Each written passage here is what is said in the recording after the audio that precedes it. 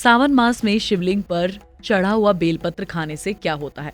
असल में सावन के महीने में जितना महत्व महादेव की पूजा अर्चना का होता है, उतना ही महत्व बेलपत्र का भी पाया जाता है। पुराणों और शास्त्रों में कहा जाता है कि बिना बेलपत्र के महादेव की पूजा अधूरी मानी जाती है। साथ ही शिव पुराण में भी ये कहा गया है कि जो व्यक्ति सावन के महीने में शिवलिंग पर चढ़ाए बेलपत्र का सेवन करता है, उसके जीवन के सभी दुख, परेशानियां और शरीर से जुड़े रोगों का नाश होता है। ऐसा बताया जाता है कि शिवलिंग पर चढ़ाया हुआ बेलपत्र किसी अमृत या संजीवनी बूटी से कम नहीं होता। अगर कोई व्यक्ति अपनी पूरी श्रद्धा से बेलपत्र को चढ़ाकर महादेव का नाम जप कर उसका सेवन करता है, तो उस व्यक्ति पर भोलेनाथ की विशेष कृपा सदा बनी रहती है। साथ ही उसके जीवन से जुड़ी हर दिक्कत भी धीरे धीरे खत्म होने लगती है। आपको बता दें कि अगर कोई इंसान अपनी आर्थिक स्थिति को बेहतर बनाना चाहता है, तो उसे सावन के हर सोमवार के दिन ओम नमः शिवाय मंत्र का जाप करना चाहिए। इसके साथ ही 3 पत्ती वाले बेलपत्र को महादेव की पिंडी पर भी अर्पित करना चाहिए। इसके साथ ही इस बात का भी ध्यान रखें कि बेलपत्र के चिकने परत वाले हिस्से को ही शिवलिंग पर चढ़ाएं। इसके बारे में बताया जाता है कि महादेव को इससे ठंडक मिलती है, जिसके बाद उस पर जल चढ़ाकर बेलपत्र का सेवन करें। ऐसा करने से आपके जीवन की सभी परेशानियां दूर होने लगती हैं।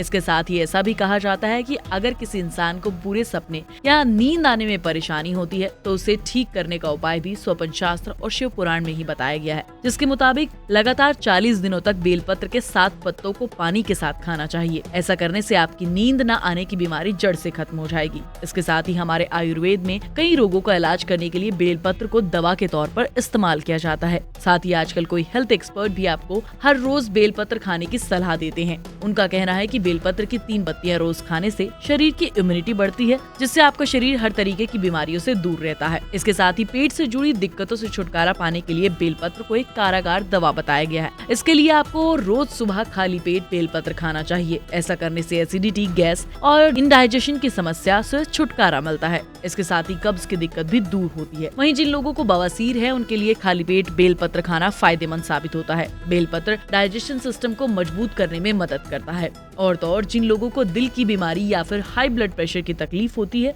उनके लिए बेलपत्र एक असरदार दवाई बताई जाती है। आयुर्वेद के जानकारों का कहना है कि मरीज को सुबह सुबह खाली पेट बेलपत्र के पत्तों को पानी में उबालकर उसका काढ़ा बनाकर पीना चाहिए। ऐसा करने से उनका ब्लड प्रेशर कंट्रोल में रहता है। साथ ही इसके हार्ट अटैक आने का खतरा भी कम हो जाता है। साथ ही जानकारों का कहना है कि काढ़े का सेवन हर दिन सुबह करना चाहिए। इसके अलावा अगर किसी इंसान को गर्मी से मुंह में छाले या शरीर में तपन होने लगती है, तो उसे बेल की ताजी पत्तियों को मुंह में रखकर चूसना चाहिए। ऐसा लगातार 2-3 दिन करने से आराम मिलने लगता है। इसके साथ ही बेल के रस या उसका शरबत बनाकर पीना चाहिए, जिससे आपके शरीर में तपन खत्म होने लगती है और आपको आराम मिलता है।